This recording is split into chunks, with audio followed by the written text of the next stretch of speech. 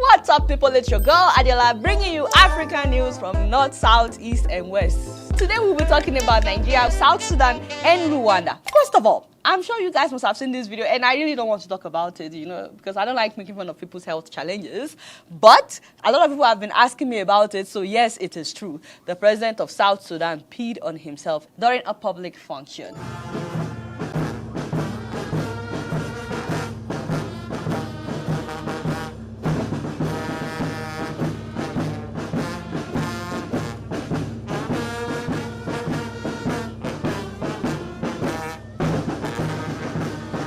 So Nigerians have been talking, of course. They are saying this is why we cannot afford to have a sick person in power. Salva Kiir is 71 years old. He's been the president of South Sudan since their independence in 2011. They were actually supposed to be a transitional government that would oversee an election. But 11 years later, they're still the ones in power. His government has continuously postponed elections 3 times, actually 4 times, because instead of having the election next year, 2023, a few months ago, they announced that they've postponed it again for 2 years. South Sudan's post-civil war transitional period is extended by 2 years. This move was met with criticism of illegitimacy that the leaders tried to address. We are not extending the transition because I want to stay in the government longer.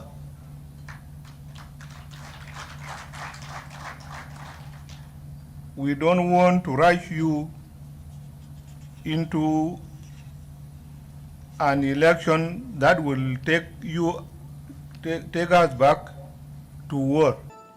Okay, so he obviously doesn't want to leave power. But again, with this video that came out, people have been saying that he must have a health challenge because you don't just pee on yourself in public. And you could see in the video that he himself looked surprised. He looked down, so something must be going on. So people are saying that he obviously has a health challenge and he needs to step down. And then, of course, Nigerians are comparing him with the APC presidential candidate, Alhaji Bola Ahmed Tinubu. So I don't think that it's okay to make fun of people's health challenges. But, it's also vital for us to make sure that someone is healthy enough to do a job that they will be elected to do. Because we do this with every other job. I don't know Tinubu's health condition. I know that there was a picture circulating one time which I refused to talk about on the show, simply because I don't think it's okay to make fun of people's health challenge. But at the same time, I have seen a lot of Tinubu supporters saying that being a president is a brain job. And so even if he's not healthy, he has the brain. And I'm like, nah, that's a lie. That's a lie from the pit of hell, and you all need to stop. You need to stop saying that, because being a president is also physically demanding. You are supposed to oversee the affairs of 200 million people. Already, we know what it's like to be stuck with a sick president. For the last 8 years, Buhari has been traveling to the UK for medical care. He has spent, as of last year, more than 200 days receiving medical treatment abroad, absent from work in Nigeria. And don't forget that there's no way he will be paying for it out of his own personal pocket. He's spending public funds, millions of dollars, on medical care in the UK, money that should have been used to develop Nigeria. And the reason why I said it would be at least millions of dollars is because just for them to park the presidential private jet alone every night cost more than $10,000. So think about all the time that he has spent taking the presidential jet to the UK for medical care and spending more than 200 days as of last year, not to talk about all the days that he's been there this year. Think of what that money would do in developing the country. So we should not have to deal with that again. Again, I'm not in support of any candidate, but for real, we don't need a sick president. We need someone that can actually do the job. And we also see what's happening, not just in South Sudan, but in Gabon, where their president suffered a stroke and he's still holding on to power, making his son the one in charge now.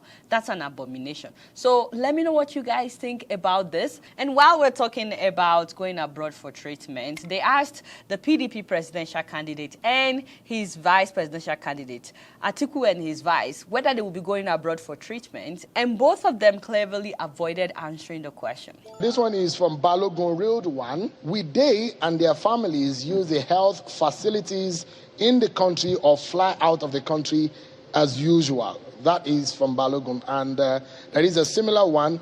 Do you plan on developing our hospitals so that politicians will stop traveling abroad for medical treatment? Why not? We will support the private sector, particularly the private sector. We will support them. We will give them incentives to do that. Of course, the public sector is also a contributor as far as health is concerned. Wow. But we can encourage the private sector. By the time you have one of such in every geopolitical zone well developed, then it can take care of the tertiary healthcare services, and our people wouldn't need to travel overseas. They think they're smart. They're talking about equipping hospitals in Nigeria, but they didn't answer whether or not they will be going abroad. Meanwhile, I saw this video in Plateau State, and I said, dear APC, is it by fire, by force? They shut down the airport. APC. They went and shut the tower. That will not fly. The airport manager switch off his phone. Switch off his phone. Why? Because the airport manager switch off his phone. If people cannot win election, go and do what you're supposed to do now. Yes. We are doing our best to win the elections. Why are you envying us? Let us go. Open the airspace for us. Our plane just couldn't land now. Had to be open and right on the air. I mean, it would be nice to hear APC's side of the story on this matter, because otherwise people now believe that APC is not the one in charge of our airspace deciding who can land or not.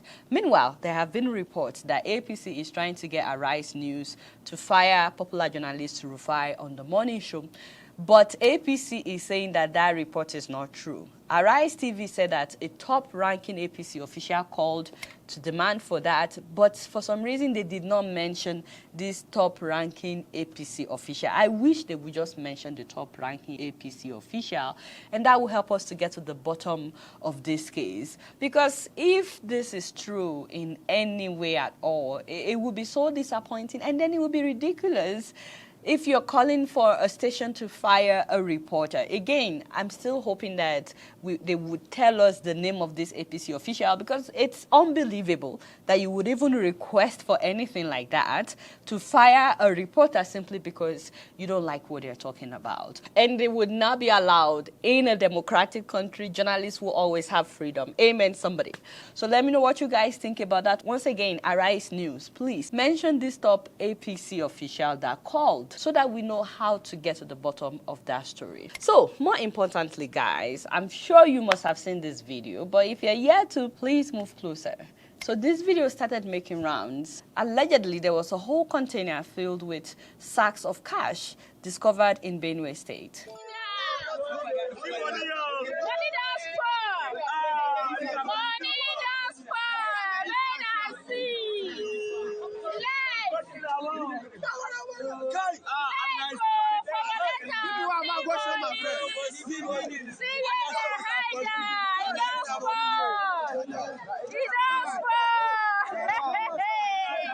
And so a lot of people were upset when this video came out, but the EFCC came out the day after saying that it actually condemned Naira notes by the central bank, that it was the central bank that crushed this money because it's condemned notes. At the same time, the Benue State Police also came out and said it's not even money, that it's crushed paper. We're not sure who to believe.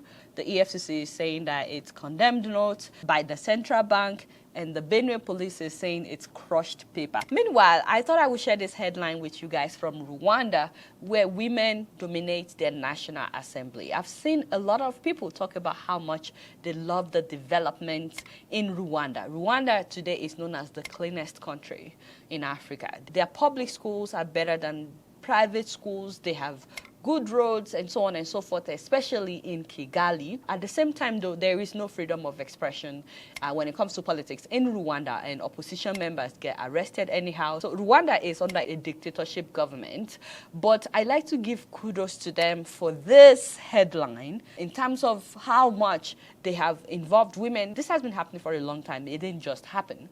But I thought that we should talk about this, because if truly you admire the developments in Rwanda, well, they have mostly women in power.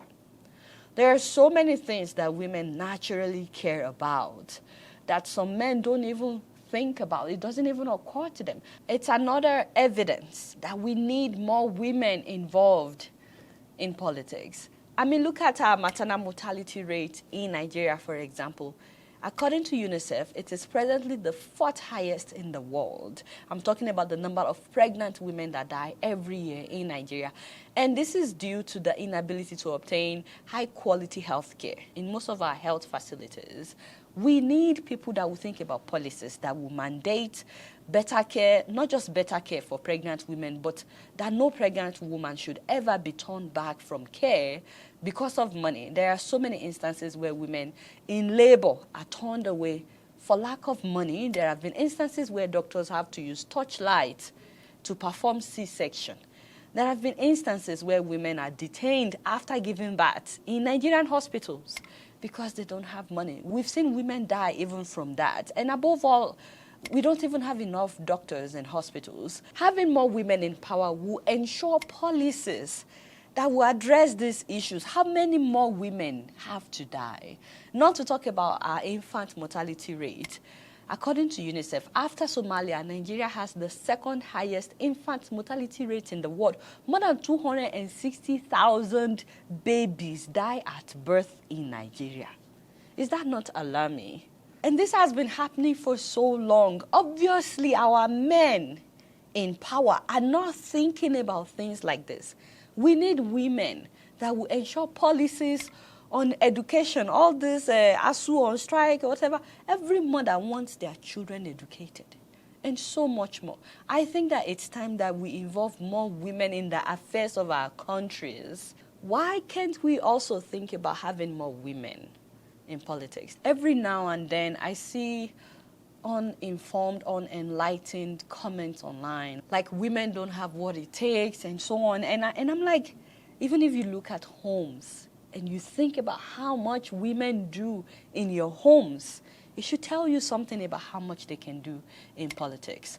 Don't forget, guys, that Christmas is here. Please call Help Me Waka so they can deliver Christmas groceries to the doorsteps of your loved ones in Nigeria and Ghana. Like literally, they are sitting down in front of their computer waiting for you to put in your orders. So please and please call them. Christmas is less than 2 weeks away. So if you want them to get it before Christmas, please and please make sure that you contact Help Me Waka today.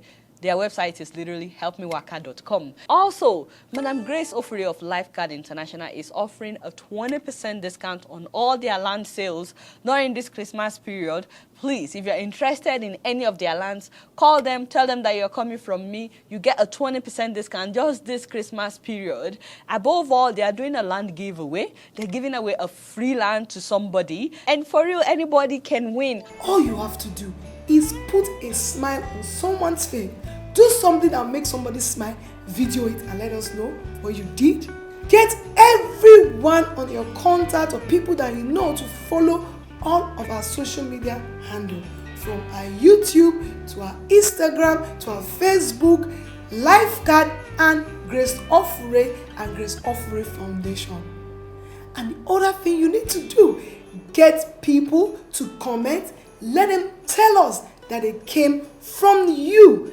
The person with the highest comment will go home few hours to Christmas with a plot of land. I'll put the link to that in the description below. Who knows, maybe you'll be the lucky winner. So please make sure that you follow them on all their platforms. For those wondering, this really nice pair of pants are from Vabs Dynasty Clothing. Their Instagram handle is on the screen. Please contact them if you want any nice African outfit, both for men and women. So did you guys click the thumbs up button yet? If you're yet to, please do that. All right, y'all, it's been real, and I'm keeping it right up in here. Don't forget to follow me on Facebook, Twitter, and Instagram. And if you're yet to subscribe to my channel, I'm watching you on Plasma TV. Press the subscribe button and the bell button. Until next time, I'm going to see you all later. Peace out.